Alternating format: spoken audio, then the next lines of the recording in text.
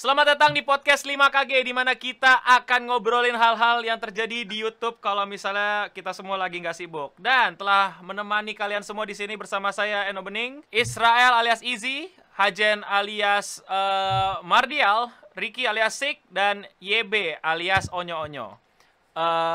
Jadi sebenarnya seperti yang kalian tahu, kita dapat demand banyak tentang membahas fenomena ini. Fenomena ini yaitu kita ngomongin salah satu rekan kerja kita, teman-teman kita semua. Kolega I'm not a yaitu YouTuber, dude. teman baiknya Arab, Skinny Fabs. Skinny Fabs. Hah? Skinny Fabs bener. Jadi salah ngomong.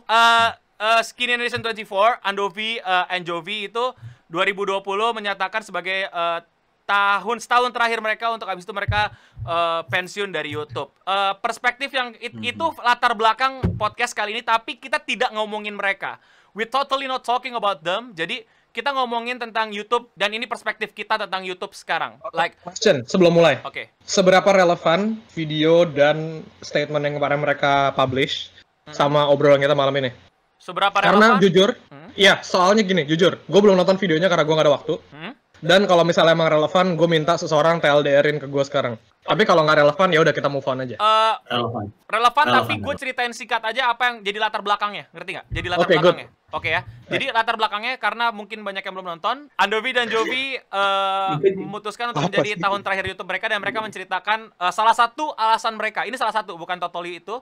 Salah satu alasan mereka untuk tidak melanjutkan karir YouTube-nya adalah perbedaan sistem YouTube yang dulu dengan yang sekarang, yang dimana ya basically some shit yang udah, kalau in my opinion, yang udah lo omongin di WTF terakhir sih.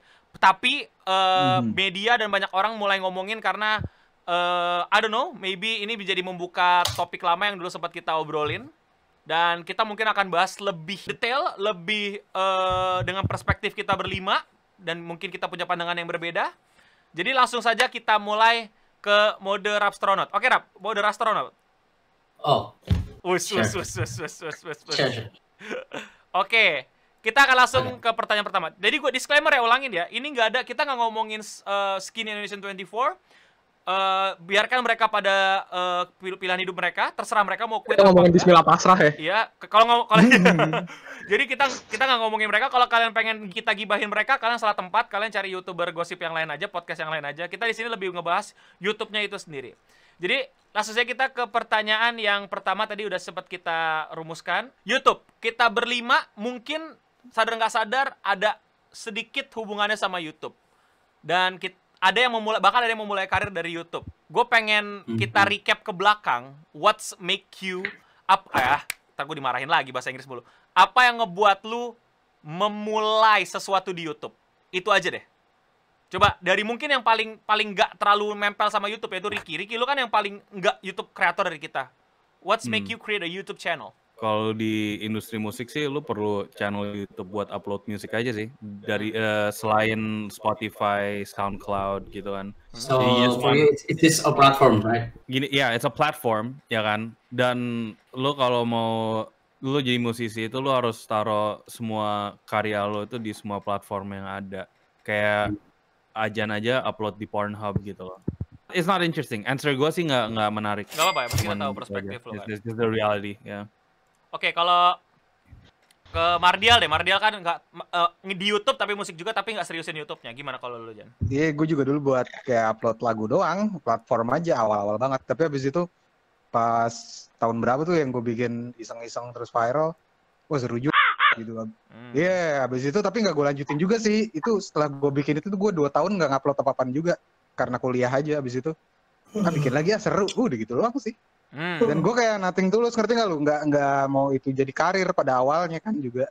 Kayak gue tahu YouTube itu sangat potensial jadi buat karir segala macam. Tapi gue ya abis itu kayak bodo amat. Maksudnya gue lebih sibuk sama ranah lain juga. Jadi gue nggak, utama gue waktu itu nggak di YouTube gitu. Dan sampai sekarang pun gue masih memperlakukan YouTube juga kayak buat apa, platform gue ekspresi aja sih. Jadi nggak ada beban, nggak ada target, ngerti kan? Oke. Gitu kalau dari gue ya. Oke, kalau dari Easy, lu gimana? YouTube awalnya ngapain? Awal ya? Remember, Awal nih ya. back then, what are you doing in YouTube? What was you doing? Gua kalau gue di YouTube pertama banget, yang gue ngupload ya, yang gue actively sebagai uploader, biasanya tuh video-video ini tuh nggak sih? Video-video tag yang kayak kalau orang-orang India ngulik gitu. Kayak PSP dijadiin second display.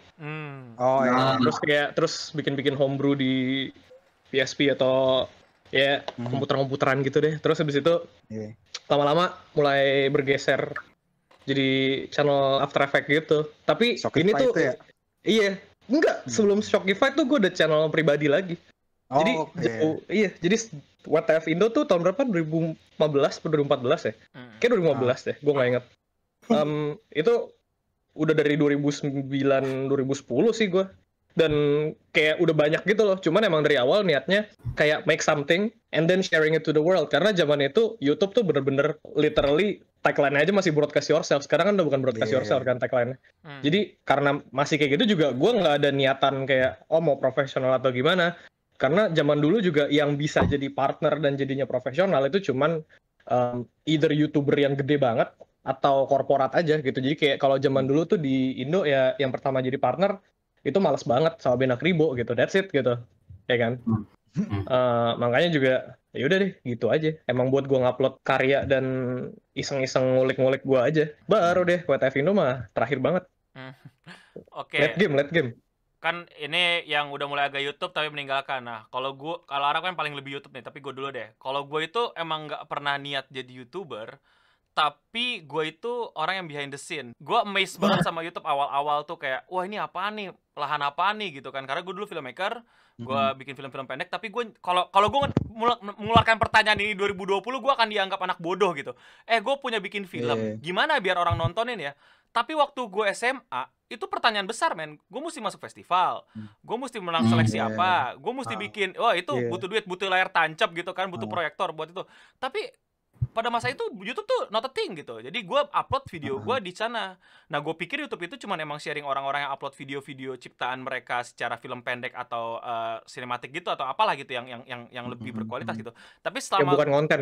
Iya, pas abis itu gue coba explore, akhirnya gue nemu kayak kok ada orang ngomong sama kamera doang, kok ada orang bikin sketsa komedi, kok ada orang bikin VFX. Nah dari situ gue tertarik, wah ini dunia baru banget nih yang menurut gue lebih suka untuk cari tahu. Nah dari situ gue bikin channel YouTube awalnya buat ngupload film-film buatan gue, terus gue coba apaan nih, gue pengen tahu, gue curious banget sama mereka punya berbagai macam tipe video baru. Kalau sekarang gue ngomong kayak gitu pasti lu pada ketawa, tapi buat anak SMA dulu itu kayak wah, gue inget. Gue juga dulu inget waktu pertama kali main sama YouTube itu simpel banget men. Gara-gara gue udah kuliah, ada anak sekolahan bikin stop motion, Aulion. Waktu itu kayak stop motion itu bagi gue kayak sesuatu yang wow, kayak lugu gitu gue. Tapi kan garapannya si Aulion emang kreatif banget kan pada waktu itu kayak. Dan waktu itu dia masih yang pakai seragam SMA kucluk-kucluk, tapi wah anjir nih orang kecil-kecil jago. Gue kayak langsung seru juga nih ya YouTube gitu. Iya. Hal-hal simpel kayak gitu ya zaman itu ya. Makanya gue bener-bener amazed dan gue akhirnya memutuskan untuk terjun dan pengen cari tahu karena nggak ada teorinya, nggak ada yang ngebahas, nggak ada bukunya, nggak ada yang bisa ngajarin gue. Filmmaker bisa, gue bisa ke orang-orang yang ngerti film belajar, gue ikut produksi, gue belajar.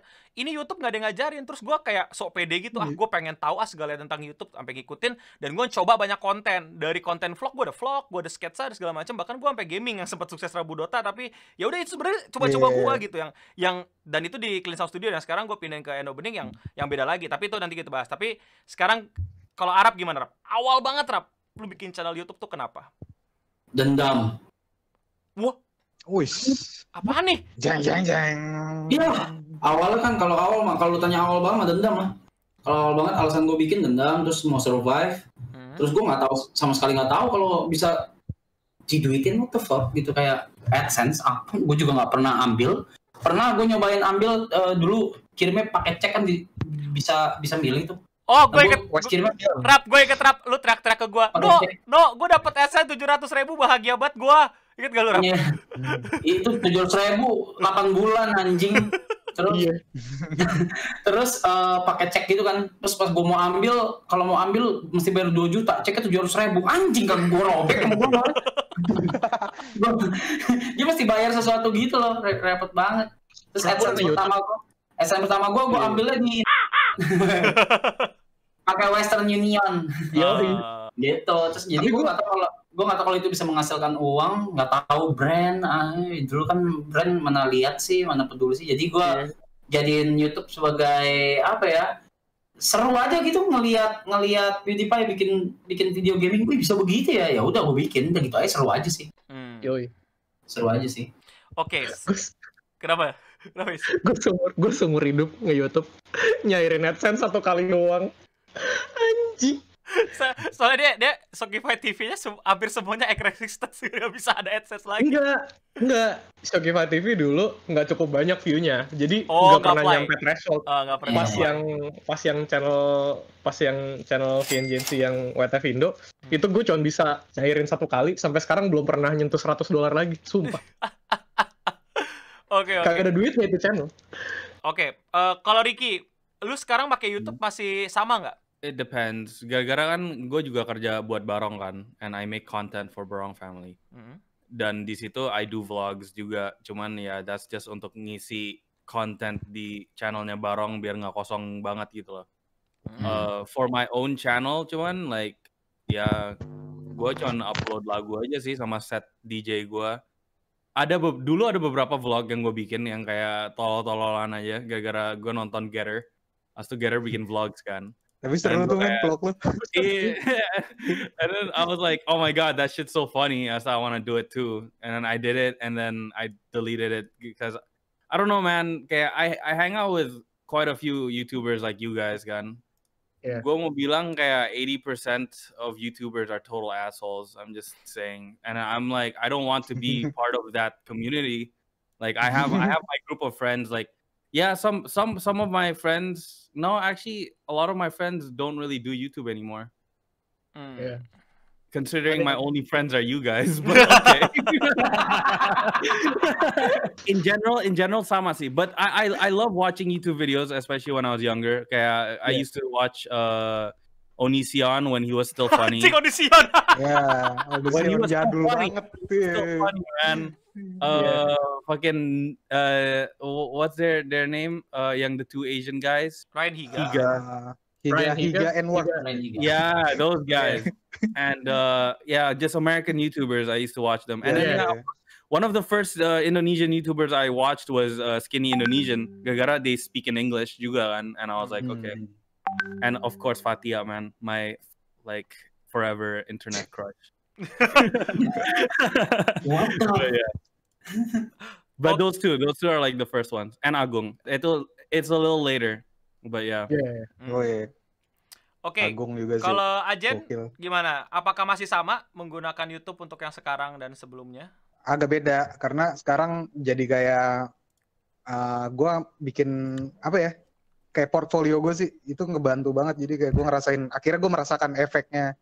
Oh ini nih yang namanya kenapa gue jadi ngerti orang-orang yang berkarir di YouTube kenapa mereka jadi kayak ada yang bergantung sama YouTube gitu. Walaupun gue nggak bergantung, tapi gue tahu manfaatnya, ngerti kalau kayak emang itu platform berguna banget buat lu show off lu punya skill sebenarnya. Flexing sih, kayak display lu punya skill. Karena gue dapet job kebanyakan pada akhirnya gara-gara orang-orang production atau orang-orang agency yang nyasar ke channel gue. Jadi kayak dan gue pun jadi kayak ngebantu juga kalau pitching, ngebantu banget. Misalnya pitching ngerjain brand musik buat brand apa gitu, terus pada saat pitching gue pasti masukin di profilnya link channel YouTube dan biasanya mereka buka. Pada saat mereka buka terus kayak ngeliat gitu kayak walaupun view-nya juga bukan yang banyak banget gitu, tapi itu kayak tolak ukur aja. Oh dia bisa bikin kayak gini gitu, ada certain skill aja yang bisa dijadikan acuan gitu istilahnya. Gitu. Jadi gue beda tuh, dulu emang bener-bener gue user, lebih ke watcher lah, penonton aja gitu. Tapi yang sekarang gue juga ya hitungannya udah bikin dan udah mulai ada yang kayak bikin yang ada brand yang bukan, maksudnya yang start dari nol gitu, original konten dari brand yang minta di channel gue. Itu kan berarti kayak udah jatuhnya kayak udah YouTuber juga gitu. Jadi ya udah. Oke, sebelum ke 2 orang yang jelas-jelas quit ya. Ya. Ke gua dulu ya. Karena kan ini bakal quit nih 2 orang nih kan. Nah, gua dulu menggunakan konten YouTube sebagai gua penasaran, gue pengen nyoba banyak hal baru. Gue bikin vlog, gue bikin gaming, bahkan kalau kalian sadar gue sempat bikin sketsa juga, gue bikin VFX juga bareng Easy. Terus gue juga nyobain bikin travel, bikin food, banyak banget gue cobain. Tapi sekarang akhirnya gue menemukan kayak semacam tempat untuk gue curhat, itu sih. Yang gue suka dari YouTube adalah gue punya, gue bisa menyaring, walaupun sekarang susah ya saringannya semenjak makin, nggak entah kenapa makin rame. Itu gue makin susah menjaring orang-orang, tapi ada kayak semacam punya tongkrongan online lah gitu, yang ngerti apa yang gue omongin, yang bisa ngerti bercandaan gue kayak gimana. Itu yang sekarang lagi sering gue pakai, dan gue sempat agak idealis untuk menjadi the voice of the voiceless. Jadi gue pengen mengutarakan banyak orang yang mungkin itu yang makanya terakhir bukan sekolah, itu terakhir dulu kita sempat ngomongin politik, tapi tidak lagi tahu diri karena tidak berani. Takut gitu, ngeri gitu. Akhirnya sekarang ya gue pakai untuk ngobrol sama, emang gue udah punya audiens bertahun-tahun yang lalu yang ngikutin gue dari gue masih ngomong hi guys sampai sekarang gue ngomong hi singam aja gue ikutan geli sekarang gitu. Jadi itu yang gue sekarang gue pakai untuk berekspresi, gue tetap pakai untuk coba-coba, gue tetap pakai untuk gue ketemu sama gue punya audiens yang emang gue kenal dari dulu, yang gue tahu mereka ada subscribe untuk emang nontonin gue gitu. Nah, ini yang totally quit dulu nih, Easy.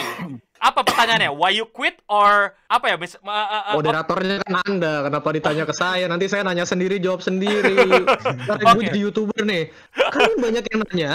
Iya, karena banyak yang nanya ya, anjir. Oke, why you quit? Simple. Is it the community? Is it the community? The YouTube itself? Or the combination of a lot of shit? Oh, mau tahu caranya? Gimana? Simple. Nama gue ngawai, sorry. Anjir, gue kalau udah ngomong simple larinya ke sana. Sebelum disensor, gue menyensor diri gue sendiri. Oke, pertama-tama, satu, kontennya itu nggak akan ada habisnya, which can be good for some YouTubers. Buat beberapa YouTuber mungkin bagus punya konten yang nggak akan ada habisnya. Tapi untuk case gue, menurut gue akan ada titik jenuhnya suatu hari nanti di penonton gue. Di gue sendiri juga tentunya. Dan gue ngerasa sebelum titik jenuhnya nyampe ke penonton, pasti nyampe ke gue dulu.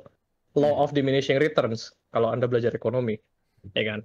Itu bakal kejadian di semua skena, semua industri, semua usaha. So, itu yang pertama. Yang kedua, community tentunya. Gue nggak bisa kontrol istilahnya follower gue gitu loh. Dan gue ngeliat sendiri kayak efek-efeknya kayak kebanyak orang biasa yang sebenarnya nggak ada hubungannya langsung sama gua atau nggak ada hubungannya langsung sama mereka, terus di attack gitu, di witch hunt gitu loh.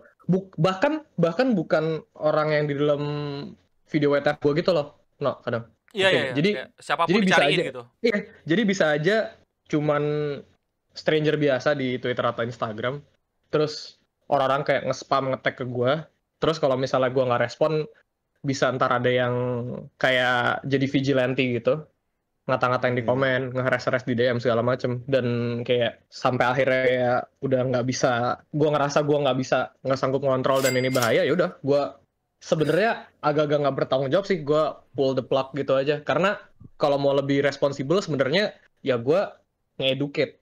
Problemnya satu, gue males jujur. Kedua, menurut gue susah.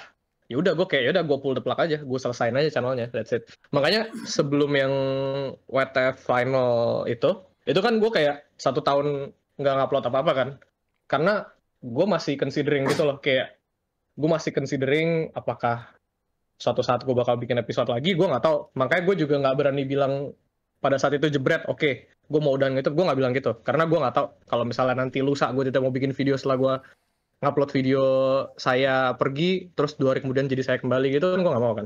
Jadi 1 tahun itu, dan selama span between WTF terakhir sama WTF finale, itu banyak satu dan lain hal kejadian terjadi di skena YouTube Indo, dan di situ yang membuat gue memutuskan kayak, oke, that's it, I'm leaving this in, fuck this shit, let's make one final video, and that's it, dah, gitu sih. Jadi atas bawah sih gue rasa ininya alasannya gitu.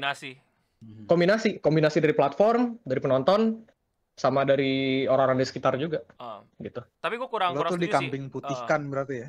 Tapi gue kurang setuju sih kalau lu pakai kata tanggung jawab di situ, bahwa I don't think it's your responsible. Ya. Benar. Karena itu jadi apa ya? Jadi problem baru gitu kalau gue merasa bertanggung jawab untuk quote and quote educate gitu. Karena bukan. Gue nggak bilang YouTuber itu bertanggung jawab untuk kelakuan penontonnya. Mungkin lebih tepatnya kayak kalau gue mau jadi orang yang lebih baik, nah gitu. Enggak juga. Lebih niat lebih soalnya, baik, tapi gak salah untuk gak dilakuin.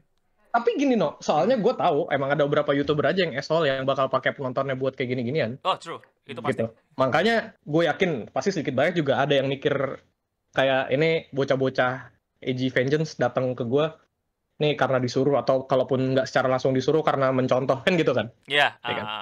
Cuman ya kan kayak latai dia yang salah, gue yang salahin ya dia. Eminem anjir. Kambing putih bukan kambing hitam. Ya Eminem kan gini kasusnya gitu loh. Oke. Sekarang ke Bapak Arab. Why you quit to Arab? I don't know. Lu quit apa enggak sih sekarang? Gimana bilangnya? Gua quit untuk peduli, mungkin itu lebih tepatnya kali ya. Gimana? Quit untuk peduli. Dulu kan gua loud juga kayak anjing lah sistemnya hancur, anjing lah kenapa jadi kayak gini. Terus gua sakit hati gitu kayak anjing, gua butthurt banget anjing, kenapa artis-artis masuk. Ini tempat gua. Ini ranah gua. Udah bang, YouTuber lama kalau nggak bisa bertahan cabut aja bang.